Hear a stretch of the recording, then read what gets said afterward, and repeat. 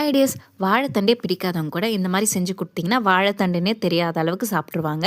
அவ்வளோ சூப்பராக இருக்கும். இது சாதத்துக்கு, பிரியாணி ஐட்டம்ஸ்க்கு எல்லாமே சூப்பராக இருக்குங்க.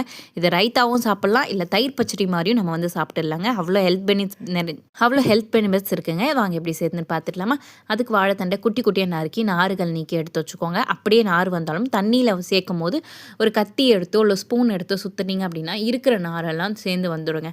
இப்போ தண்ணியில் போட்டு வச்சுருக்கோமா, இந்த தண்ணியில் ஒரு 10 நிமிஷம் இருக்கட்டும் அப்படின்னு மிக்ஸி ஜாரில் ட்ரான்ஸ்ஃபர் பண்ணிக்கலாங்க.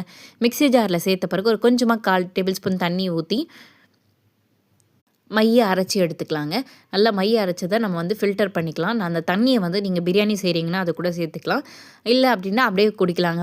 டேஸ்ட்டாக தான் இருக்கும். அது ஒன்றும் பண்ணாதுங்க. அவ்வளோ நல்லது உடம்புக்கு. நல்லா வடிகட்டி தயிரில் வந்து சேர்த்துக்கலாங்க. தயிரில் உப்பு போட்டு சேர்த்து பிரியாணிக்கு சர்வ் பண்ணிங்கன்னா ரைத்தாவும் ஆச்சு.